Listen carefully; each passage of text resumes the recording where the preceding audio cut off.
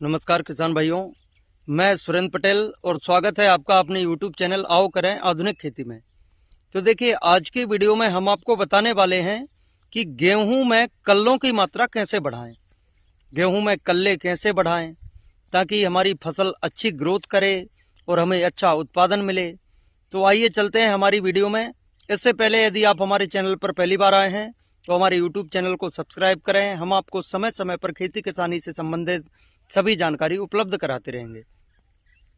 तो किसान भाइयों, यदि आप अपनी फसल में अच्छा उत्पादन लेना चाहते हैं तो हमें हमारी फसल की ग्रोथ पर विशेष ध्यान देना होगा। तो वैसे तो मुख्यतः हमारी गेहूं को 3 पोषक तत्वों की आवश्यकता होती है, नाइट्रोजन, फास्फोरस और पोटास। तो देखिए किसान भाइयों, यदि आपने डीएपी के साथ बोवनी की है तो हमारी फसल को नाइट्रोजन और फास्फोरस तो मिल ही जाता है। यदि आपने एनपीके 12-32-16 से बोवनी की है तो हमारी फसल को नाइट्रोजन भी प्राप्त हो गई, फास्फोरस भी मिल गया और पोटास की मात्रा भी पूरी हो गई। तो किसान साथियों, इन पोषक तत्वों के अलावा हमारी फसल को और भी पोषक तत्वों की आवश्यकता होती है, जैसे जिंक हमारी फसल के लिए बहुत महत्वपूर्ण है। यदि हमारी जमीन में बोरान की कमी है तो बोरान भी हमारी फसल में दाने में वजन और चमक का काम करता है। बोरान की मात्रा भी हमारी फसल में उत्पादन को बढ़ावा देती है। तो किसान भाइयों, पहले हमें हमारी जमीन में पोषक तत्वों की ओर ध्यान देना होता है। तो इसका पता हमें हमारी मिट्टी जांच से भी लग जाता है। अब हम बताते हैं आपको कि जैसे आप पहला पानी दे रहे हैं तो पहला पानी आप अपनी मिट्टी के हिसाब से दें, आपकी जमीन के हिसाब से दें। देखिए किसान भाइयों, जरूरी नहीं है कि 20 से 21 दिन बाद आपका पहला पानी लगे। तो कई खेत ऐसे होते हैं जिनमें 20 दिन में पानी लग जाता है, तो कई खेत ऐसे होते हैं जिनमें 20 से 25-26 दिन बाद पानी लगाते हैं।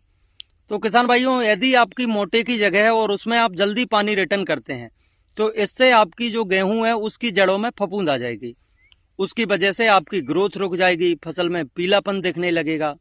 तो किसान भाइयों, पानी अपनी मिट्टी के हिसाब से ही दें। और दूसरी ध्यान देने वाली बात होती है खरपतवारों का समय पर नियंत्रण। देखिए किसान भाइयों, खरपतवार भी हमारी गेहूं की फसल को काफी ज्यादा मात्रा में प्रभावित करते हैं। यह हमारी जमीन से पोषक तत्वों को ग्रहण कर लेते हैं, जिसकी वजह से हमारी गेहूं की फसल को सभी पोषक तत्व प्राप्त नहीं हो पाते हैं। तो देखिए किसान भाइयों, खरपतवारों का भी समय पर नियंत्रण बहुत जरूरी है।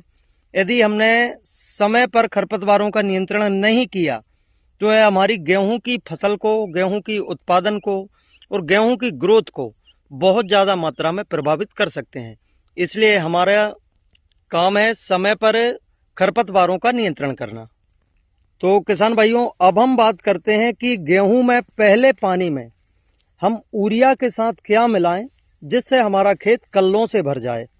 तो देखिए किसान भाइयों, अपने नाइट्रोजन, फास्फोरस और पोटास तो गेहूं में बुवाई के समय दे दी है। अब बचे महत्वपूर्ण जो 2 पोषक तत्व हैं वह जिंक और सल्फर। अब जिंक और सल्फर हमारी गेहूं के लिए बहुत ही महत्वपूर्ण तत्व हैं। इनकी कमी से हमारी फसल के उत्पादन पर, हमारी फसल के ग्रोथ पर बहुत ही ज़्यादा इफेक्ट देखने को मिल सकता है। तो किसान भाइयों, जिंक हमारी फसल में कल्लों को भी बढ़ावा देती है और हमारी फसल को हरी भरी रखती है। और सल्फर का काम भी कुछ ऐसा ही होता है। सल्फर हमारी फसल को ग्रोथ का काम भी करवाती है और फंगिसाइड का काम भी करती है, जिससे हमारी फसल की जड़ों में फफूंद नहीं रहती है, उसकी वजह से कलने निकलने में और ज़्यादा सहायता मिलती है। तो किसान भाइयों, जिंक हमारी फसल के लिए बहुत ही महत्वपूर्ण पोषक तत्व है। यदि आपकी ज़मीन में, यदि आपकी फसल में जिंक की कमी नहीं है तो आप जिंक की जगह किसी अच्छे ग्रोथ प्रमोटर का प्रयोग भी कर सकते हैं, जिससे हमारी फसल कल्लों से भर जाएगी, पूरा खेत आपकी गेहूं से ढक जाएगा। तो किसान भाइयों, आप अपनी फसल में यदि अच्छा उत्पादन लेना चाहते हैं, कल्लों की संख्या बढ़ाना चाहते हैं, तो आप पहले पानी के साथ यूरिया में मिलाकर जिंक, सल्फर और किसी एक अच्छे जाइम का प्रयोग कर सकते हैं।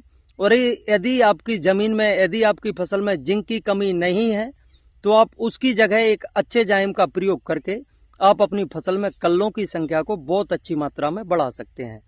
तो किसान साथियों, कैसी लगी आपको यह जानकारी? हमें कमेंट के माध्यम से बताएं और जानकारी अच्छी लगे तो वीडियो को लाइक और चैनल को सब्सक्राइब करें। धन्यवाद।